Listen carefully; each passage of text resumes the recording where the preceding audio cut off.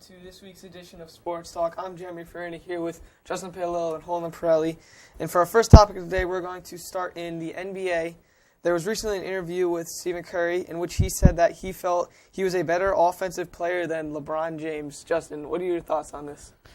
I didn't like the comments by Steph Curry just because LeBron is accepted as the best player on the planet, so you shouldn't go at him in any way. However, I do think he's right in a sense that he is a better offensive player than LeBron. However, I think LeBron's a better floor general than Steph Curry, meaning he makes everybody around him better. Even though Steph Curry averaged almost 10 assists a game last year, he was a point guard. LeBron averaged 6 or 7 a game as a small forward. So I just think LeBron makes everybody better around him. You could tell by the players around him, like guys like Shane Battier, Ray Allen. Ray Allen's a great player, but he's getting older. Michael Beasley, like even Dwayne Wade, who when his knees were hurting, everybody gets better from it. LeBron could play any position on the court. So I think overall LeBron's definitely a better player than Steph Curry, but just pure jump shooting wise and layups and maybe even passing just because of the position he plays, but definitely just because he's part of the Splash Brothers with Golden State. I think he is the better offense player. I didn't like the comments and the fact that he went after LeBron James, but I think his jump shot is better than LeBron's. But like I said, LeBron's a better offensive floor general than Curry is. I agree with Stephen Curry. I think he is the better offensive player than LeBron James. I mean, you look at his numbers, he averaged 24.5 points and 8.5 assists compared to LeBron, who averaged 27 points and 6 assists. So the numbers are fairly similar, but you look at Stephen Curry, I mean, he doesn't have his athleticism is good. LeBron's is great, but I think LeBron's offensive skill set is really predicated on his athleticism. I mean, he's just a locomotive, an unstoppable beast, physical, strong, going and charging at that basket. I mean, no one can stop him from driving in the lane. But I think LeBron's skill set is really predicated upon his athleticism. If he's faster and he's stronger than everyone on that basketball court. When I look at LeBron, he's not a really great jump shooter.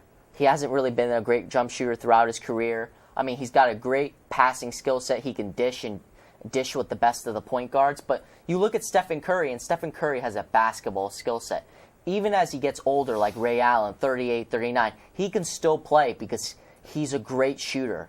And you can't take that technique away, that technical expertise that Stephen Curry has as a shooter. And not only is he a deadly spot-up shooter who can practically drain any shot he shoots, he can create off the dribble, he can drive into the lane, he can boogie on you, he can drive to the hole, dish a layup, he can hit a fadeaway. He's just a marksman. He can pull up from 30, hit any shot on the floor. And he's just... Like I said, he's not Ray Allen. He's not a spot-up shooter, even though he can be if you move him off the ball. He can create off the dribble. He can really get a shot off at any time he wants. And he has such a quick release. It's a nightmare to defend. And he's a great distributor as well. I mean, 8.5 assists is no joke. So I think LeBron's game is really pinnacle around his athleticism. If he doesn't have that, I don't think his skill set and his technique really gives him, can really help him because... I mean, you look at Stephen Curry. I mean, this guy can play until he's 40 because he just has that technique. So I really do think he's a better offensive talent than LeBron James. I think that it's hard to go against LeBron James just because of the dominance he has whenever he's on the floor. I mean, this is a guy that can drop 40 at a will any night. I mean, he shot 57% last year. And then you look at Stephen Curry. I mean, he obviously plays different positions, so it's different way you're evaluating them. But shooting 47% is what Stephen Curry shot, and that's a number that Allen Iverson never achieved in his career. He never shot that or higher, so that's one of the best guards in history, and think that he had better numbers than he did. It obviously shows his skill set. I think that you have to go with LeBron as the best scorer just because he can score in any way, which, like, Stephen Curry, like, he has that three-point shot. He's able to drive. He's able to do everything, but he doesn't have, like, the post-up game that LeBron has. And obviously that's due to his size and not his lack of athleticism, but he doesn't have the same build that LeBron has. So if you're able to score from anywhere on the court, it's really hard to go against and say someone's better offensively than you are. I mean, Stephen Curry obviously has his advantages. He's part of the Splash Brothers. They're known for, the three-point shot and all that. But LeBron James just can score in any way. I mean, he's proven that he can step back and hit that three-point shot. He doesn't hit it as consistently as a guy like Stephen Curry or even Klay Thompson does, but he still has the ability to. And just mixing that with the ability to post someone up or take them to the basket just makes him almost an unstoppable force that it's hard to pick anyone against him. I think LeBron James is the best player on the planet, and that he is the best offensive player when he wants to be.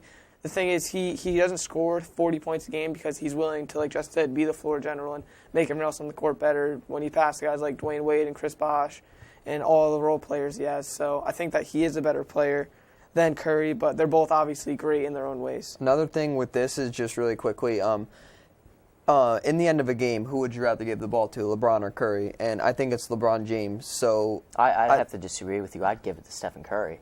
It's hard. It depends. It really just both depends. players. I'm It just give the ball depends. to, but LeBron James, you look at him, the chosen one, he was the frozen one in the 2011 NBA Finals, didn't show up in any of the fourth quarters. But you look at Stephen Curry, who's got ice water in his veins. You look at every single fourth quarter he's played, he's been the guy who says, give me the ball. I want the shot. I want to take the shot in the final seconds to win this game. And you look at what you said, Jeremy, earlier about LeBron James, how he has a post game and he can drive the lane so efficiently. It's because it's his athleticism. He's faster. He's stronger than most players he goes up against. The post game, you just got to be a beast down low. But you look at Stephen Curry, his technique is superb. His jumper, he doesn't even have to think about it. He can just let it loose and it'll go in because he just has that technique and ability, which I think is why Stephen Curry is still young. LeBron James is in the prime of his career. Stephen Curry hasn't even scratched the surface yet. So that's why I think down the road, Stephen Curry is going to show he can be twice the player LeBron James can be offensively. Okay, moving on. We're going to talk a little bit more about LeBron James as the NBA has released their schedule for the upcoming season, and LeBron will be returning to Miami on Christmas Day. First question I'm going to ask you guys is, what do you think the fan reaction will be to him? We'll start with you. I think the fan reaction will be okay in Miami.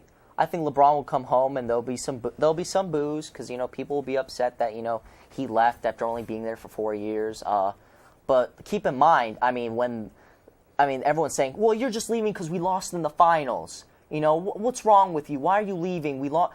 Stick with us. Grind it out. Not every great player just ran out the open door. But let's think about it. He ran out the open door, but it was to go home. It was to go home in Cleveland, where his family's from, where he started his career. His legacy is really in Cleveland, in Akron, Ohio. And you look at it, when they lost in the 2011 finals to the Dallas Mavericks, LeBron didn't demand a trade or demand something happen and he be allowed to leave. No, he stuck it out. And he stayed in Miami, and he stayed loyal to the fans. And what did he do? He brought you home 2 rings, back-to-back champion. And you look at this, and I don't blame him for leaving. You look at the squad around him. Josh McRoberts, what he's known for, what I remember, is that he elbowed LeBron in the throat in the playoffs last year. You look at Chris Bosh, who's aging. He's really become a jump shooter more than the face-up, post-up threat he was known to be in Toronto. Now he's just a pretty jump shooter who happens to be 6'11". And then you look at Dwayne Wade, who's had knee problems over the past few years, who I think is going on the downside, and I don't think he's going to be Dwayne Wade anymore. He only had averages of 19, 5, and 5, and I know LeBron will be gone, so his numbers will probably go up. But he didn't show up in the finals, and when I saw him, I thought he looked like a 90-year-old man. He had no jump in those legs. He couldn't drive to the hole. His knees are practically shot. It's like Amari Stoudemire for the Knicks. So I think LeBron left to go back to go to Cleveland with a young Kyrie and hopefully a young Kevin Love, who will be coming over from Minnesota if the trade does go through. Those guys are both 25 years old and 22 years old. So LeBron's window to win with those guys is a lot longer than in Miami. And I think, honestly, Miami's fans are kind of average, to say the least. I would watch Miami Heat games, and the crowd looked excited at times, but they were like, "Oh, we expect you to win." They were kind of tepid, and you'd watch, and not all the seats were full in the regular season. I heard stories of most fans wouldn't even show up to the second quarter of the game on most nights. So I think LeBron will come back. There'll be a good fan reaction because he brought them 2 rings, but there'll be some boos. But I think LeBron will come back to Miami, and I don't think there'll be much hostility. I agree with Holden in the sense that that there will be mixed reactions. However, I don't think this will be like a Paul Pierce back to Boston kind of thing, just because of LeBron he brought so much happiness to the Heat franchise. The Heat is Dwayne Wade's team. So if this was a verse and say Dwayne Wade went somewhere, his reaction I think would be 100% happiness, celebration. Versus I think there'll be a little more boos than there will be cheers for LeBron, just because he did leave after the third year. Regardless of how you feel, he does kind of get the reputation of leaving if the team can't win. I understand he did go home, and that's why there will be some mixed reactions, because people will say, look, he did go home, and we like that, but it won't be like a Paul Pierce thing. I honestly think this will be a great game. I mean, when Chris Bosh re-signed, I heard Dwayne Wade's trying to come back, and he said he could be strong for another 3 years. I think I thought in my head, what if that's a first-round matchup or a second-round matchup? I think that's a very good matchup for either team just because of the Cavs' weaknesses inside, and I think Chris Bosh could really exploit those. I just think LeBron's going to get some mixed reactions, and I think he deserves the boos as well as he deserves the celebration for winning those 2 titles. I feel that LeBron James deserves nothing but cheers from the Miami Heat fans. Obviously, he did leave, but he had already said that he would be looking to come back to Cleveland when he was signing with Heat throughout the whole time he was there. Even in his first or second year, he would say, I would love to make amends to Cleveland fans. I hope they would be able to take me back, all these things. So I think Miami knew this day would eventually come. I just didn't think they were ready for it to come after only 4 years with him. He brought them 2 rings and 4 consecutive conference finals championships. I think to argue and say that he shouldn't have left or anything negative towards LeBron would be just incredibly out of the ballpark, just not necessary, because this guy gave you everything he could for 4 years. He was not happy, I feel, there. I feel like he was happy because he did like the supporting cast, but he wasn't happy because he knew what he did to Cleveland was wrong. He knew that he shouldn't have done it. I feel like it was something that he regretted throughout the time he was there, and he just wanted to be able to make things right. So I think that he went back because of that reason. He just wanted to make it right with the fans, and obviously it looks bad because now Cleveland's twice the team they were 4 years ago with Kyrie Irving and the supporting cast they have now. If they are to acquire Kevin Love, it just adds to the believing that LeBron leaves when he thinks he can't win. So it looks bad for him, but I do feel that he deserves nothing but applause from these fans because of what he gave for them and bringing them back 2 rings, which is really what he went there to do. Moving on, we're going to switch over to the NFL and talk some Johnny Manziel. Obviously, a lot of hype around him and whether he should be the starter. Justin, what are your thoughts? Do you think he should start or Brian Hoyer? I think, personally, I don't like Johnny Manziel. Nothing against him. I just don't like what's happening off the field and all the attention he gets, even though he hasn't played a down in the NFL. However, I think he should start. The city of Cleveland is, some people say it's the worst. It has had the worst history in the NFL, just the franchise-wise. I think he should start just to bring the media there, and like we talked about last week, it's his number 1 jersey. It's the number 1 jersey sold right now. So that's only going to help the fan support, selling tickets, and that's what the Cleveland Browns did when they drafted him. They signed up to get Johnny Manziel, so I think you have to start him. No offense to Brian Hoyer. I think he's a good player, but is he your franchise player? No. I mean, it doesn't make any sense why to start him this year. I mean, he is, 27, 28? I mean, I'd understand if they were both young players. Maybe Hoyer was drafted in the second round and they were both competing for that spot, but he's been to many different teams. So I think Manziel should start just because that's what the Cleveland Browns want to see. They want to see Manziel start on the field, and who knows, he could turn into a superstar that some people envision him to be and turn that Cleveland franchise around. And the city of Cleveland, now they got Manziel there and the return of LeBron James and possibly Kevin Love coming. So I think if Manziel starts and turns to a superstar, the days are looking really good for Cleveland fans. I think I agree with Justin. I do think Johnny Manziel should get the starting nod for Week 1 of the regular season. I mean, you look at this team right now.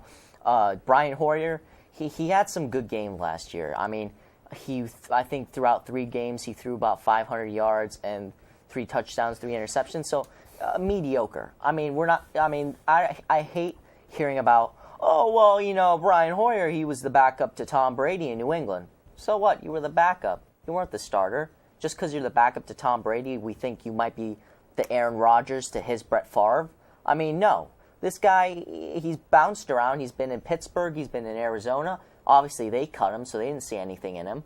And now he's in Cleveland. And I think the really only advantage he has over Johnny Manziel is he knows the playbook because he's been there for a year. He's had a chance to study it more often than Johnny Manziel.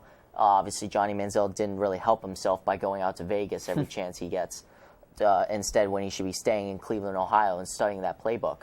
But I really do think he should be the starting quarterback because you look at this team, they might not have Josh Gordon for the year next year due to him and his substance abuse issues. So really the only passing target Johnny Manziel will have to throw to is Jordan Cameron, their Pro Bowl tight end. But a lot of teams will double Jordan Cameron, so now you're left with no receivers to throw to.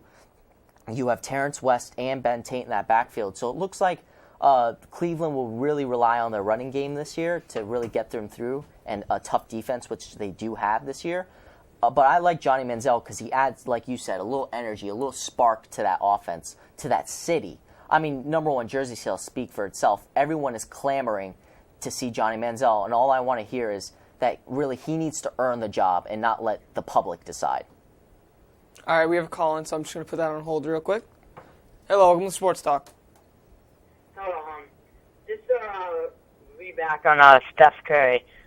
It sounded like to me like you were comparing him to like Reggie Miller. Like that's how you guys are talking about him. Do you think Steph Curry is the best point guard in the NBA? That's my question.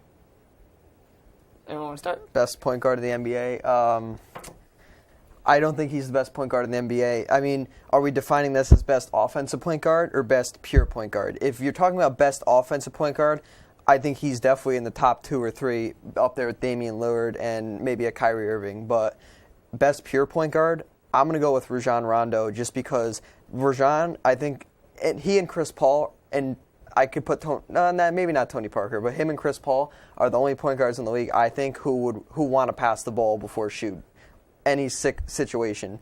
That's just how I feel. I don't think Curry, even if you're talking about offensive, he might not even be the best. So he's definitely not the best point guard in the league.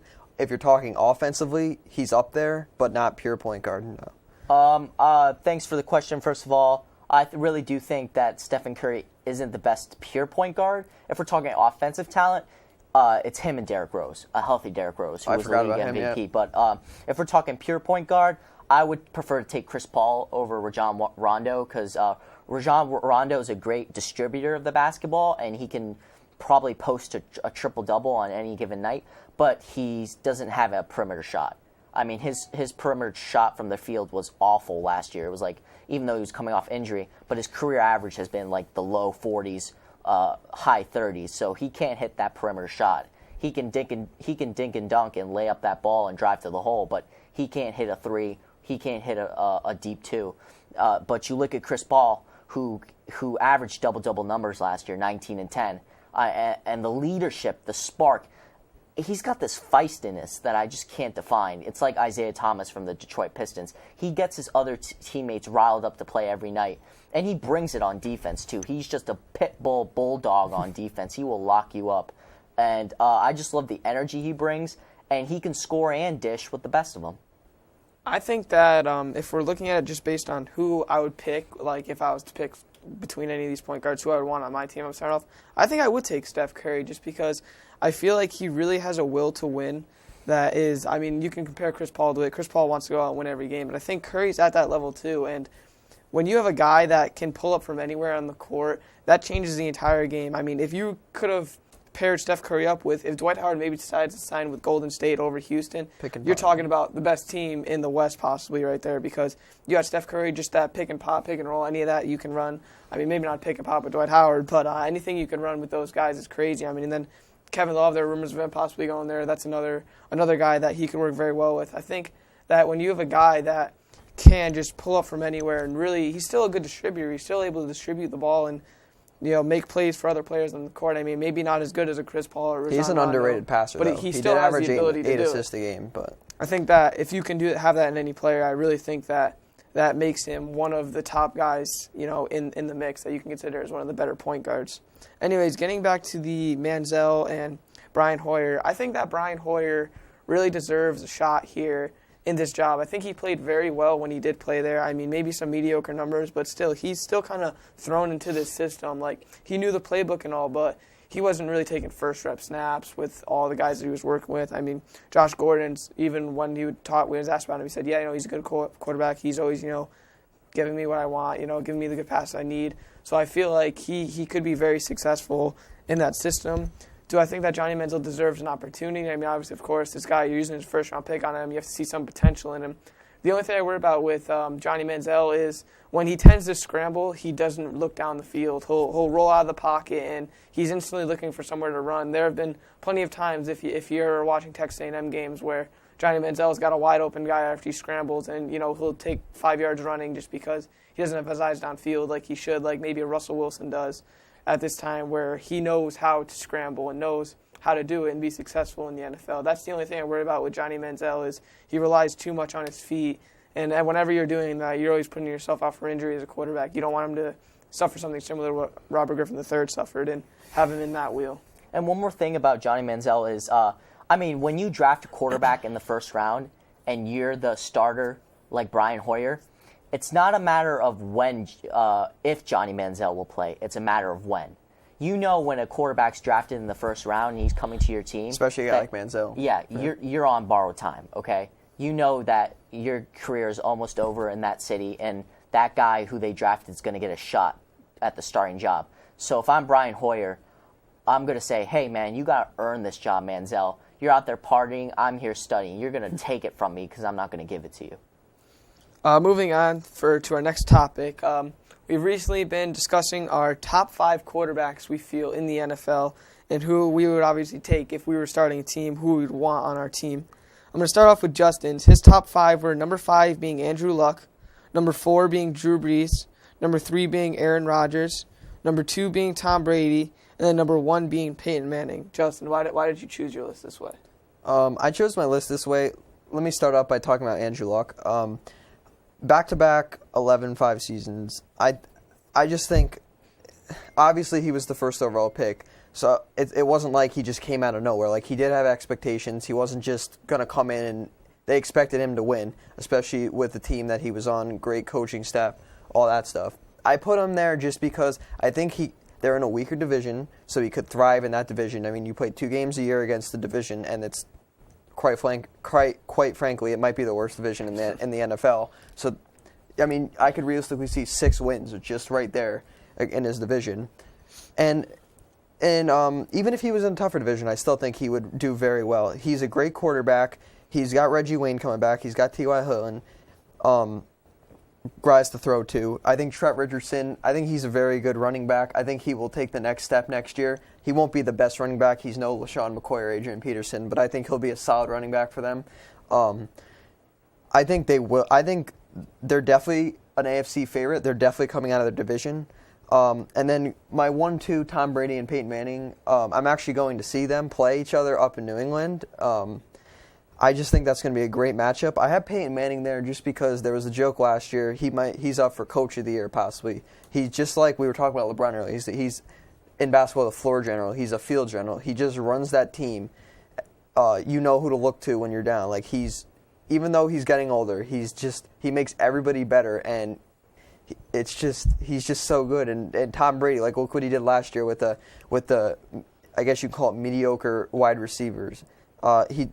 He led his team to the playoffs. I just think those 2 guys, like, they're always in contention to win no matter what team they're on. That's why I have them at 1-2. And then I think Drew Brees and Aaron Rodgers, they're just guys who are consistently good every year, and that's why I have those guys in my top 5. Starting from 5, I also picked Andrew Luck. I picked Andrew Luck because, like you said, back-to-back 11-5 seasons. He doesn't really have great receivers around him. He has Reggie Wayne. Reggie Wayne is aging, and it's not like he's like Russell Wilson and Colin Kaepernick playing with an elite Pro Bowl defense behind him. I mean, this guy, you look at Indy's defense, they're just average, and Andrew Luck's he was a number 1 overall pick. Expectations are high for him to be great. He had 23 touchdowns and 9 interceptions this year after leading the league in interceptions his rookie year, but Peyton Manning had more interceptions his rookie year. So, I mean, I love what Andrew Luck is doing. He's got the it factor, the clutch factor. He's had more game-winning drives than anyone in the league last season in the fourth quarter. And then I picked Tom Brady number 1 because you look at Tom Brady, I mean, the guy got the Patriots to the AFC title game, and who was he throwing the ball to? No Gronkowski, no Aaron Hernandez, no Wes Welker. Danny Amendola was hurt half the time. He was supposed to be the new Wes Welker. But you know who was the new Wes Welker? Julian Edelman, 5'11", 190 pounds, who was a 7th-round draft pick, who was a quarterback in college. Not a wide receiver, a quarterback in college. So, I mean, what Tom Brady's doing in New England is spectacular. That's why I picked him to my number one. He got you to the AFC title game with no one to throw the ball to. And then going down, I picked Drew Brees because he's just a model of consistency. He's had consecutive, multiple 5,000-yard passing seasons. He throws a lot of picks, but he makes up for it with a lot of touchdowns. He's just a high-motor guy. I also picked Aaron Rodgers because 2 years ago, he was the league MVP. Followed that up with a touchdown with 38 season with 38 touchdowns to only 6 interceptions, and that was a down year. That was a down year for Aaron Rodgers. He missed last year due to injury, but hey, what are you going to do? I think he'll bounce back and just be a great player. And when he was lost to injury, he had like 17 touchdowns to 6 interceptions. So, I mean, you just factor that over 16 games and the playoffs. He's a beast. And then I put Peyton Manning at number 4, right? Yeah, your list was Andrew Luck at 5, Peyton Manning at 4. The reason I really put him at number 4 is because he choked in the playoffs. I don't think you can blame that game on Peyton Manning. He choked in the Super Bowl. That defense, that was not I know, good. but you're throwing to Julius Thomas, Demaryius Thomas, Eric Decker, Wes Welker, with no Sean Moreto coming out of the backfield, and you don't register a point until the second quarter? They lost that game on defense. That game is not Peyton Manning's fault because you look at that. They I go think down offensive like line 21-0. 43-8, and he throws 2 picks in that game. That's I think because an interception he or couldn't 2. breathe that game. Their plan was just get in Manning's face. Didn't they have a rookie starting on the line against that defense? Game, Well, that he game had was not multiple his receiving fault. targets, and he only put up 8 points. I mean, I got to say something about that. And also, in the AFC title game, he only scored 26 points for a guy whose offense was averaging 40 points throughout the regular season, and you're playing in Denver against the Patriots, and you only put up 26 points. I don't think the Patriots' defense was really that great. Peyton Manning, though, you got to take into effect these 2 games is Peyton Manning never plays well in cold weather. So you got to really figure that. I mean, he's playing in New York. I mean, it could have been much worse than it was. Well, that's why I put him at number 4, because all the other quarterbacks are playing great in cold weather. Tom Brady plays outside in cold weather. He's my number 1. Aaron Rodgers, my number 2. He plays in Green Bay, the frozen tundra, and they still both put up monster statistics. So I look at Peyton Manning. I mean, he got straight up punked. He straight up choked in the Super Bowl, only putting up 8 points against with the weapons he had. I mean, I don't think that game was lost on defense. He just didn't. He just got. It was fright night for him. Freddy Cougar was up in his face. The Seattle Seahawks. So I put him at number 4, and I don't think he's. I think this year he'll have another good year, but come playoff time, it's going to be rough. All right, well, that is all we have for this edition of Sports Talk. I'm Jeremy Farina. I'm Justin Palolo. And I'm Holden Pirelli. We'll see you guys next week. Thanks for watching.